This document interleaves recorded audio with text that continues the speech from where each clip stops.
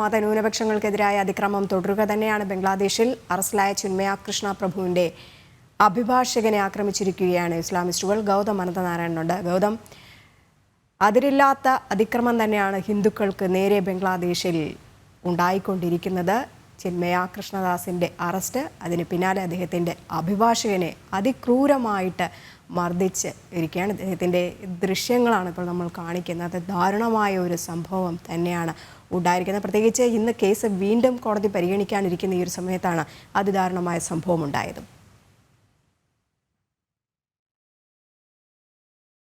ബംഗ്ലാദേശിൽ ഹിന്ദുക്കൾക്കെതിരായ അതിക്രമം അതിരൂക്ഷമായിട്ട് തുടരുന്നുണ്ട്. ചിന്മയ കൃഷ്ണദാസ് പ്രഭുവിൻ്റെ അഭിഭാഷകന് നേരെയും ആക്രമണം ഉണ്ടായി.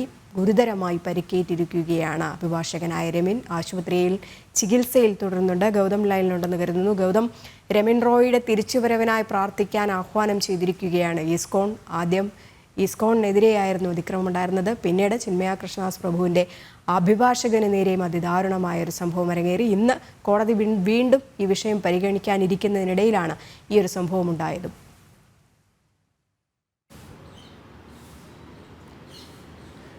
രജനി, ചിറ്റഗോങ്ങിലെ ഈ രമൺ റോയിയുടെ വസതിയിലാണ് ആക്രമണമുണ്ടായത്. ഇസ്ലാമിസ്റ്റുകൾ ഇദ്ദേഹത്തിൻ്റെ വസതി ആക്രമിക്കുകയും അദ്ദേഹത്തെ തന്നെ തലയ്ക്കുൾപ്പെടെ ഗുരുതരമായി പരിക്കേൽക്കുന്ന രീതിയിൽ അടിക്കുകയും ചെയ്തിട്ടുണ്ട്. അദ്ദേഹത്തിൻ്റെ ദൃശ്യങ്ങൾ, ആശുപത്രി കിടക്കയിൽ നിന്നുള്ള ദൃശ്യങ്ങൾ നമുക്ക് ലഭ്യമായതാണ് പ്രേക്ഷകരുമായി പങ്കുവയ്ക്കുന്നത്. ചിറ്റഗോങ്ങിലെ ഒരു ആശുപത്രിയിൽ ICUവിൽ ഇപ്പോൾ ചികിത്സയിൽ തുടരുകയാണ് ഈ രമൻസ് റോയ് എന്ന ഈ അഭിഭാഷകൻ. ഇദ്ദേഹമാണ് അറസ്റ്റിലായ ചിന്മയ കൃഷ്ണദാസ് പ്രഭുവിന് വേണ്ടി കോടതിയിൽ വാദിച്ചുകൊണ്ടിരിക്കുന്നത്.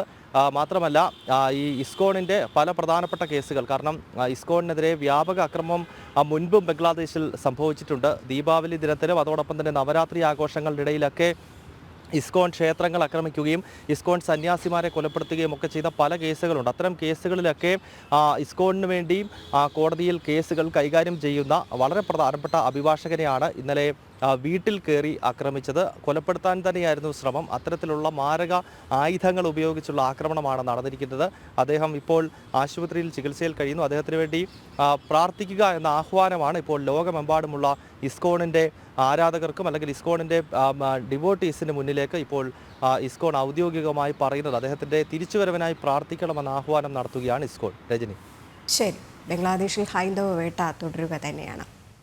ഗൗതം അനന്തനാരായണനാണ് വിശദാംശങ്ങൾ പങ്കുവച്ചത്.